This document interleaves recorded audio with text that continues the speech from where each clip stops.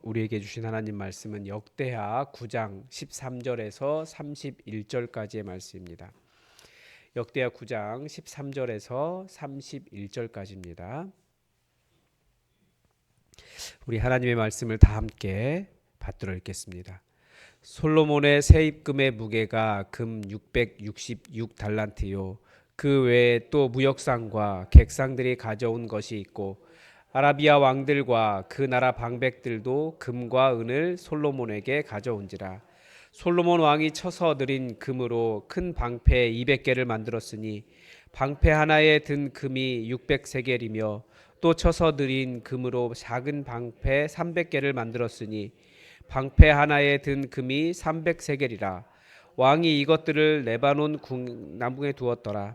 왕이 또 상아로 큰 보좌를 만들고 순금으로 입혔으니 그 보좌에는 6층계와 금 발판이 있어 보좌에 이어졌고 앉는 자리 양쪽에는 팔걸이가 있고 팔걸이 곁에는 사자가 하나 섰으니 또 12사자가 있어 그 6층계 양쪽에 섰으니 어떤 나라에도 이같이 만든 것이 없었더라.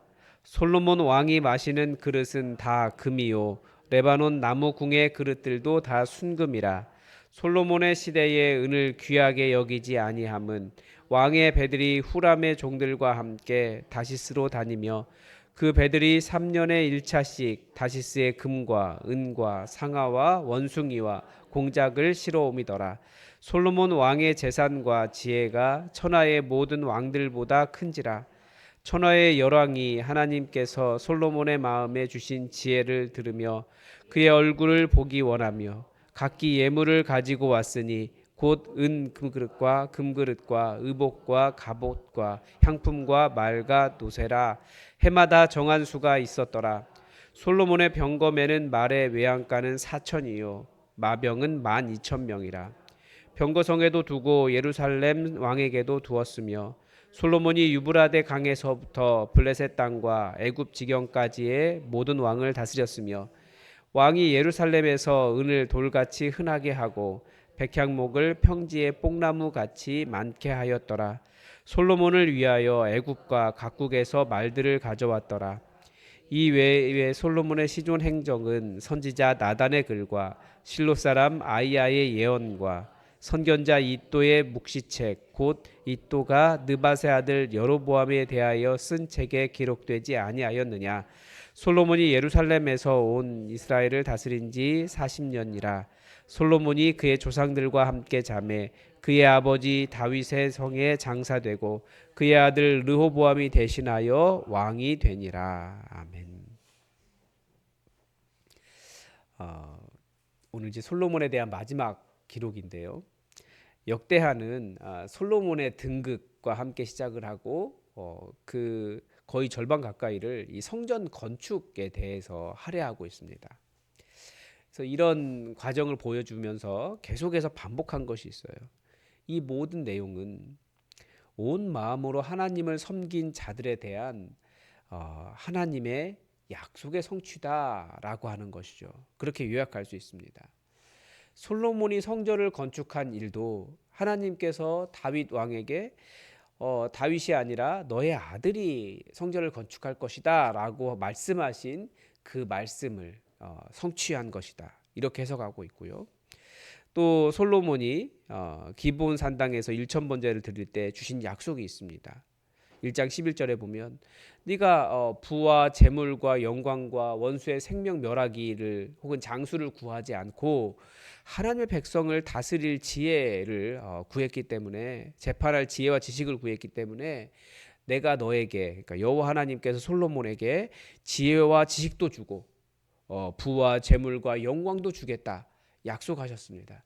그런데 실제로 지금 솔로몬의 이야기가 쭉 진행되는데 어떻습니까? 하나님께서 그에게 지혜도 주고 지식도 주고 많은 사람들이 존경할 수 있게도 하고, 그리고 그에게 엄청나게 많은 부와 재물과 명성을 영광을 주셨다라는 하나님의 약속의 성취를 읽을 수 있습니다. 그리고 또 다른 예가 있다면 그 성전 완공 후 13년이나 지난 이후에 하나님께서 다윗에게 다시 나타나셔서 내가 너의 기도대로 이 성전을 내 눈과 내 귀가 머문 곳이 되게 하였다라고 성취해 주신 하나님의 성취를 볼 수 있습니다. 오늘도 그런 성취인 거죠. 열왕기에 나오는 솔로몬의 허물이 역대기에는 나오지 않습니다. 그러니까 이게 신학적인 의도인 거예요. 바벨론 포로에서 돌아온 사람들, 지금은 아무런 영광도 없는 사람들, 지금은 솔로몬의 성전에 비하면 너무나 초라한 건물을 하나님의 집이라고 올려드린 사람들에게 여기가 정말 다시 그런 솔로몬의 영광이 영광을 맛볼 수 있는, 경험할 수 있는 곳이 되기를 그렇게 기도하고 있는 것입니다. 왜냐하면 하나님은 기도를 들으시고 그 기도를 이루시는 분이시기 때문에 그렇게 하나님의 일을 바라보는 일에 초점을 두어서, 그래서 솔로몬의 어떤 허물 이런 거 이야기하지 않습니다. 그가 우상숭배나 아니면 그 다른 문제가 발생한 것들에 대해서 기록하지 않고, 오직 하나님은 기도를 들으사 그 기도를 성취하시는 분이시다, 이거 하나만 소망으로 붙잡도록 말씀하고 있는 것입니다. 그래서 오늘 본문에 보면 솔로몬이 정말 부자가 되었는데 다윗보다 훨씬 더 부자가 된 거예요. 그리고 영광도 굉장히 많았는데 그 영광도 다 하나님께서 솔로몬에게 주셨습니다. 부와 재물이 밀려 들어와요. 그 세입금 1년에 솔로몬의 세입금의 무게가 금 666달란트였다라는 말은, 그러니까 1년마다 이 정도로 들어왔다라는 거죠. 666달란트 우리는 다 어느 정도 되나 항상 궁금하잖아요. 이게 22톤이라고 합니다. 그러니까 엄청난 금이 해마다 세금으로 들어온 거예요. 그만큼 온 나라에 금이 많았다라는 것도 생각해 볼 수 있는 거죠. 그리고 2절 14절부터 보면 그 외에 이렇게 되어 있어요. 그러니까 세금만 1년에 금 666달란트인데 그 이외에도 뭐 무역상들, 객상들 가져온 것들도 있고, 주변의 아라비아 왕들, 그 나라 대신들도 금과 은을 솔로몬에게 가져왔다, 이렇게 되어 있습니다. 그러니까 금이 너무 많아서 너무 그 나라에 흔하게 되었고, 심지어 은은 발에 그 돌멩이처럼 보일 정도로 그렇게 많았다라고 이야기하죠. 약간은 그 솔로몬의 나라는 아니지만 이해가 되는 면이 있어요. 그 중동 지방에 워낙 지금 돈이 많아서 거기는 금을 살 수 있는 자판기가 있다고 하잖아요. 그 정도로 거기는 지금 금이 넘쳐나는 건 맞는 것 같아요. 그 정도로 하나님께서 솔로몬에게 넘치는 부를 주셨습니다. 넘치는 부가 흘러 들어올 수 있도록 해주셨습니다. 그래서 큰 방패 만들고 작은 방패 만들었다라고 이야기하는데, 이게 전쟁에 사용하려는 방패는 아니죠. 그냥 장식용인 거예요. 그런데 큰 방패는 뭐 600세겔, 이것 또한 6.8kg 이 정도 된다고 합니다. 절대 들고 싸울 수 있는 그런 게 아니에요. 너무 무거워서. 그래서 그 보좌도 뭐 계단도 전부 다 금으로 만들고 그렇게 그 화려하게 만들었습니다. 아주 금빛 찬란한 거죠. 그리고 21절에 보면 3년에 한 번씩 무역선이 와서 엄청난 금을 또 가져왔습니다.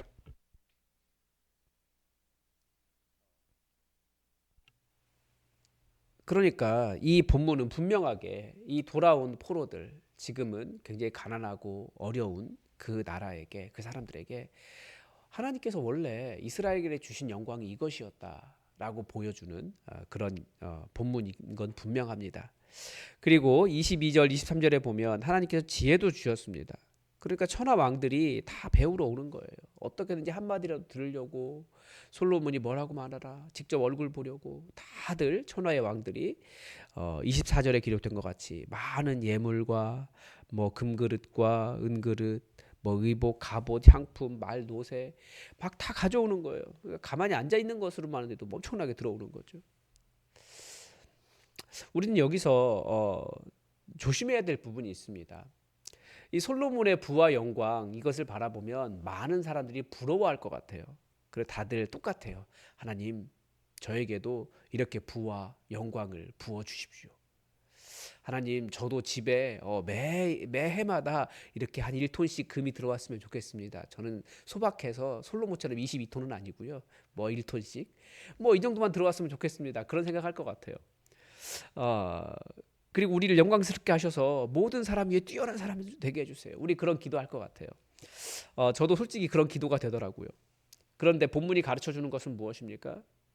부와 영광은 하나님께서 선물로 주시는 것이다. 이것입니다. 하나님께서 사랑하시는 자에게 선물로 주시는 것입니다. 이 순서를 오해하면 안 됩니다. 부와 영광을 우리가 많이 누리기 때문에 하나님께서 우리를 사랑하시는 것이 아니라 하나님께서 우리를 사랑하셔서 우리에게 선물로 주시는 일이다라는 거죠. 그리고 또 하나는 그 이스라엘이 망한 이유 중에 하나와 관련이 있습니다. 이스라엘은 선지자들이 계속해서 이스라엘에게 나라 망하기 직전에 경고한 내용이 이것입니다.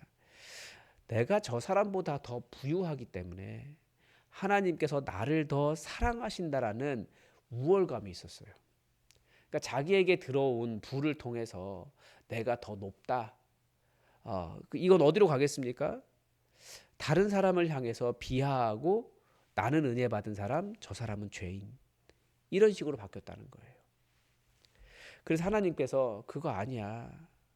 너희가 쌓은 부는 그 너희가 죄인이라고 지적한 그 사람들 거 빼앗아온 것이지 너희가 하나님의 선물로 받은 것이 아니다라는 경고를 계속합니다. 그래서 우리가 그런 우월감이나 혹은 다른 사람을 향한 어떤 정죄나 그런 것으로 나의 영광을 표시하는 것이 아니라 오직 감사, 오직 은혜. 하나님, 나에게 이런 거 주셔서 감사합니다. 겸손한 마음으로 하나님께서 주셨음, 하나님께서 행하셨음에 대한 영광 올리는 겸손한 자세가 우리에게 필요하다라는 거죠. 그래서 아모스 같은 경우에는 반대로 뒤집어 버렸어요.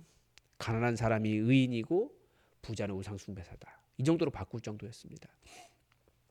은혜를 잊으면, 하나님께서 선물로 주시는 것을 잊으면 우월감에 빠져서 하나님을 대적하게 된다라는 것을 알 수 있는 장면인 거죠. 이 이외에도 솔로몬에게 많은 군사력과 또 솔로몬의 통치도 온 그 지역 전체에 이르렀고 뭐 굉장히 많은 부를 쌓았습니다. 그리고 40년을 통치했다라고 해서 솔로몬의 기록을 마칩니다. 그의 긴 통치 기간은 하나님의 특별하신 은혜가 있었다라는 것을 보여주죠.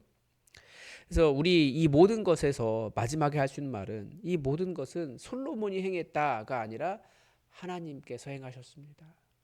오직 하나님의 은혜입니다. 이렇게밖에 말할 수가 없는 거죠. 우리는 자꾸 평가하려고 해요. 그 사람의 됨됨이 아니면 그 사람이 어떻게 했기 때문에 이런 이야기 하지만 우리는 감사하는 사람이고 하나님께 주신 은혜를 찬양하는 사람이다 라는 거죠. 그래서 우리도 이 말씀을 함께 읽었는데 솔로몬의 일을 쭉 보았는데 우리도 기도했으면 좋겠습니다. 더 하나님 사랑하고 우리를 통해 하나님 나라가 이루어지기를 바라고, 그렇게 할 때 하나님께서 우리를 사용하셔서 하나님께서 우리에게도 이런 영광 주셨으면 좋겠습니다. 그래서 우리의 목표가 이 영광에, 금과 은과 수많은 영광의 높은 자리에 있는 것이 아니라, 더 우월한 위치를 차지하는 곳에 있는 것이 아니라 더 하나님 사랑하고 나를 통해서 어떻게 하나님의 일이 이루어질까 하나님을 섬기는 그런 겸손한 마음으로 우리가 하나님을 계속해서 기도하며 하나님께 기도하며 하나님의 일을 이루어 나갔으면 좋겠습니다. 오늘도 하나님의 뜻이 우리에게 이루어지도록 주기도문으로 기도하겠습니다. 하늘에 계신 우리 아버지, 아버지의 이름을 거룩하게 하시며 아버지의 나라가 오게 하시며 아버지의 뜻이 하늘에서와 같이 땅에서도 이루어지게 하소서. 오늘 우리에게 일용할 양식을 주시고 우리가 우리에게 잘못한 사람을 용서하여 준 것 같이 우리 죄를 용서하여 주시고 우리를 시험에 빠지지 않게 하시고 악에서 구하소서. 나라와 권능과 영광이 영원히 아버지의 것입니다. 아멘. 여러분, 주일 예배를 위해서 기도를 부탁을 드리고요. 어제 정영희 권사님께서 응급실에 입원하셨습니다.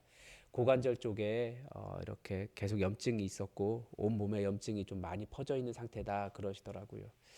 그래서 얼핏 듣기로는 그 간호사 선생님들 이야기하는 거 잠깐 들으니까 중환자실로 이동한다 그러는 것 같더라고요.